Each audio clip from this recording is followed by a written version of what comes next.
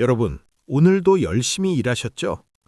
통장에 차곡차곡 쌓이는 월급을 보며 그래도 난 성실하게 살고 있어 라고 안심하고 계실 겁니다. 사실은 말이에요. 그 안도감이 당신의 노후를 가장 빠르게 파괴하고 있다면 믿으시겠습니까? 지금 이 순간에도 당신의 돈은 녹아내리고 있습니다. 자, 집중해 주세요. 오늘 제가 드릴 말씀은 조금 아플 수도 있습니다. 하지만 당신의 소중한 자산을 지키기 위해 반드시 마주해야 할 진실입니다. 우리는 어릴 때부터 배웠습니다. 저축은 미덕이다. 은행에 돈을 넣어두는 것이 가장 안전하다. 하지만 이건 40년 전 금리가 20%를 넘나들던 시절의 이야기입니다. 지금은 어떻습니까? 많은 분이 원금 보장이라는 말에 안심합니다. 하지만 경제학적으로 볼 때 은행 예금은 수익률이 확정된 손실에 불과합니다. 은행은 여러분의 돈을 빌려다가 더 높은 수익을 내는 곳에 투자하고 여러분에게는 물가 상승률조차 따라가지 못하는 쥐꼬리만한 이자를 던져줍니다.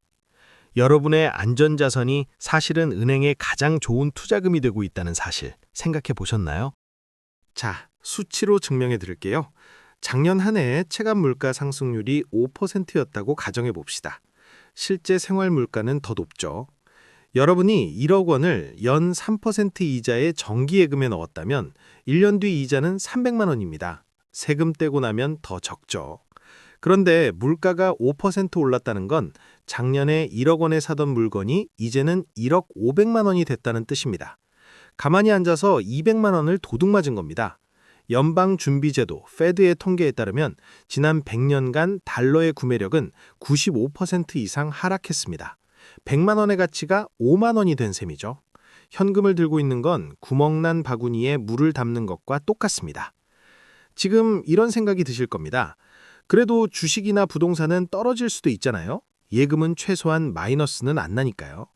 이게 바로 손실회피 편향이라는 심리적 함정입니다. 인간은 100만 원을 벌었을 때의 기쁨보다 100만 원을 잃었을 때의 고통을 2배 더 크게 느낍니다. 그래서 당장 눈에 보이는 숫자가 줄어들지 않는 예금에 매달리는 거죠. 하지만 기억하세요. 숫자가 유지된다고 가치가 유지되는 건 아닙니다.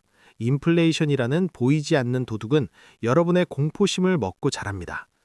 이 상황을 아주 쉽게 비유해 볼게요. 여러분이 아주 맛있는 아이스크림 하나를 샀습니다. 나중에 먹으려고 냉동실에 넣어뒀죠. 그런데 이 냉동실이 고장나서 매 시간 1도씩 온도가 올라갑니다. 다음 날 냉동실을 열었을 때 아이스크림 포장지는 그대로일 겁니다. 겉보기엔 아무 문제가 없죠. 하지만 막상 포장을 뜯어보면 어떻게 되어 있을까요? 다 녹아서 국물이 되어 있을 겁니다. 예금이 딱 이 꼴입니다. 원금이라는 포장지는 멀쩡하지만 그 안에 구매력이라는 알맹이는 이미 다 녹아 없어진 상태인 거죠. 여기서 한 걸음 더 들어가 봅시다. 진짜 부자들은 현금을 소유하지 않습니다.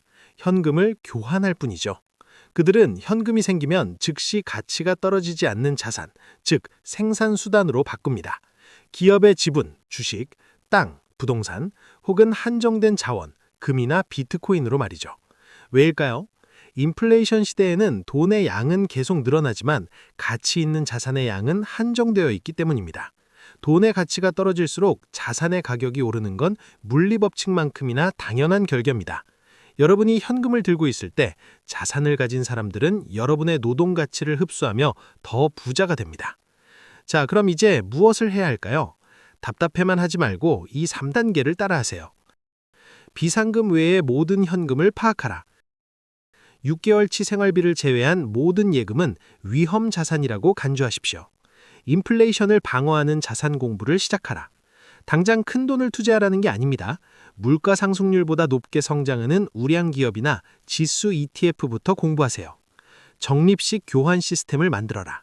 매달 월급의 일정 부분을 현금에서 자산으로 강제 교환하는 자동이체를 설정하세요.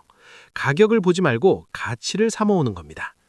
여러분, 성실하게 저축만 해서 부자가 되는 시대는 끝났습니다. 아니, 사실 그런 시대는 애초에 없었습니다. 성실함의 방향이 틀렸다면 그 성실함은 오히려 당신을 가난하게 만듭니다. 지금 당장 안전하다는 착각에서 벗어나세요. 변동성을 견디는 용기가 없는 사람에게 시장은 단 한 푼의 수익도 허락하지 않습니다. 당신의 노후가 녹아내리는 아이스크림이 되지 않기를 진심으로 바랍니다. 오늘 제가 드린 이야기가 당신의 경제적 인생에 작은 균열을 냈기를 바랍니다. 그 균열 사이로 새로운 기회가 보일 테니까요. 자, 오늘부터 당신은 현금을 소유하시겠습니까? 아니면 자산을 소유하시겠습니까? 선택은 여러분의 몫입니다.